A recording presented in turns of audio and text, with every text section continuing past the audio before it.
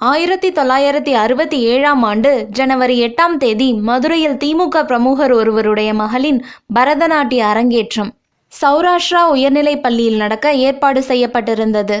அப்போது சட்டப்பேரவைக்கு தேர்தல் அறிவிக்கப்பட்ட நேரம். திமுகவுக்கு ஆதரவாக தமிழகம் முழுவதும் புரட்சி தலைவர் தீவிர பிரச்சாரத்தில் ஈடுபட்டிருந்தார்.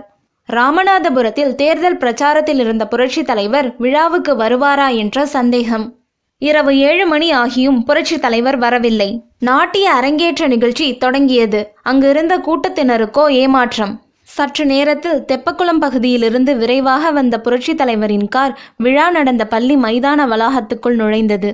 இரவில் வந்த சூரியனைப் போல் பிரகாசமான மனிதராய் காரில் வந்த புரட்சி தலைவரை கண்ட கூட்டம் ஆர்ப்பரித்தது.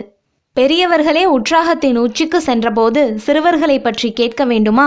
திடீரென 2 சிறுவர்கள் புரட்சி தலைவர் வந்த காரின் ஜன்னலில் கையை விட்டு தொங்கியபடி வந்தனர்.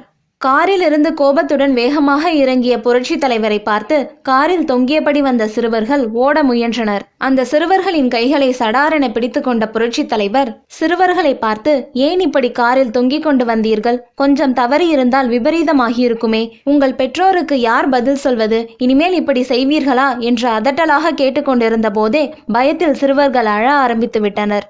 அதற்குள் கூட்டம் புரட்சி தலைவரை சுற்றி நெருங்கியது. பிறகு புரட்சி தலைவரை அழைத்து சென்று முன் வரிசையில் அமர வைத்தனர். நாட்டிய நிகழ்ச்சியை புரட்சி தலைவர் பார்த்து ரசித்து கொண்டிருந்தார். அப்போது ஒரு சிறுமி தன் தாயின் பிடியிலிருந்து விடுபட்டு புரட்சி தலைவரை நோக்கி வர முயற்சித்தாள். இதை கவனித்த புரட்சி தலைவர் அந்த சிறுமியை அழைத்து தன் மடியில் உட்கார வைத்து கொண்டு நாட்டியத்தை பார்த்தார். நிகழ்ச்சி முடிந்த பின் நாட்டியமாடிய திமுக பிரமுகரின் மகளை புரட்சி தலைவர் பாராட்டி பரிசளித்தார். அவர் பேசும்போது காரில் தொங்கியபடி வந்த சிறுவர்களின் செயலை பற்றி கூறிவிட்டு, குழந்தைகள் அக்கறையாக கவனமுடன் வளர்க்கப்பட வேண்டும் என்று குறிப்பிட்டார். காரில் வந்து கொண்டிருக்கும் போதே கையை விட சொல்லி சத்தம் போட்டால் பதட்டத்தில் சிறுவர்கள் கையை விட்டு சக்கரத்தில் மாட்டி விபரீதமாகியிருக்கும் என்பதால் தான் காரில் இருந்து இறங்கிய பின் அவர்களை கண்டித்ததாக தெரிவித்தார். நிகழ்ச்சி முடிந்து திரும்பும்போது பயத்துடன் கூட்டத்தில் ஓரமாக நின்று கொண்டிருந்த சிறுவர்களை பார்த்து புரட்சி தலைவர் சிரித்தபடியே அவர்களின் கன்னத்தை செல்லமாக தட்டிவிட்டு புறப்பட்டார். தங்களது தவறுக்கு மன்னிப்பு கிடைத்துவிட்ட நிம்மதியும் மகிழ்ச்சியும் சிறுவர்கள் முகத்தில் மின்னியது.